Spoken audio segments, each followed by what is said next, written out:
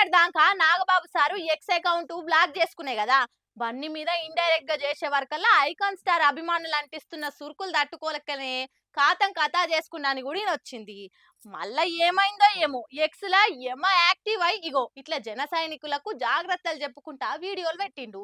ఇంతకేమన్నాడు ఏంది ముచ్చట అనంటే, ఏపీ రిజల్ట్ మీద ఏడలేని బెట్టింగులు, ఎన్నో తీర్ల మీటింగులు, సోషల్ మీడియాల ఫైటింగులు నడుస్తున్నాయి కదా.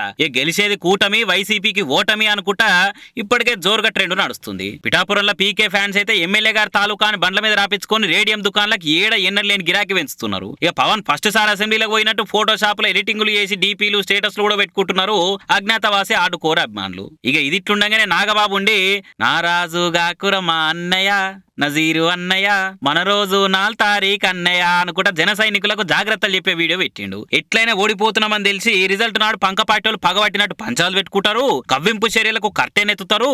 వాళ్ళు ఎన్ని చేసినా మీరు మాత్రం అవేం పట్టించుకోకుండా ఉండాలి అని ఈ వీడియో పెట్టి ఆయన ఎక్స్ ఖాతాలు ఎక్కించిండు. ఇవాళ కూటమి విజయానికి చేరువలో ఉంది, వైసీపీ పరాజయం అంచుల్లో ఉంది.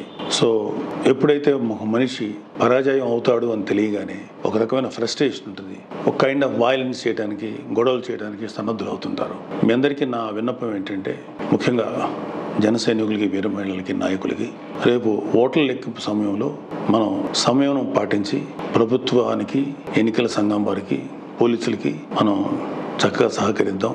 అలాగే వైసీపీ వారి యొక్క ఎటువంటి కవింపు చర్యలకి ప్రతిస్పందించద్దు అని చెప్పి మిమ్మల్ని అందరినీ మనస్ఫూర్తిగా కోరుకుంటున్నాను. ఎందుకంటే ఏమీ లేని నాకు ఎగిరెగిరి పడుతుంది, అన్నీ నాకు అడిమడిగా ఉంటుంది అన్నట్టు మనందరం సైలెంట్గానే ఉందాం. కూటమి సభ్యులందరికీ, అలాగే జనసేన కార్యకర్తలకి, వీర మహిళలందరికీ ఒక మనవి, మనం ప్రజాస్వామ్యాన్ని గౌరవిద్దాం. ప్రజాస్వామ్యానికి వ్యతిరేకంగా మనం ఏం చేయొద్దు. పోలీసులకి, ఎన్నికల సంఘానికి సంపూర్ణంగా సహకరిద్దాం. మన డెమోక్రటిక్ స్పిరిట్ని మనం నిలబెట్టుకుందాం. ఖచ్చితంగా రేపు రాబోతున్నది మన కూటమి ప్రభుత్వమే. కాబట్టి ఓడిపోయే వాళ్ళు చేసేటువంటి కవ్వింపు చర్యలకి, వాళ్ళు చేసేటువంటి అల్లర్లకి మీరు ప్రతిస్పందించద్దు.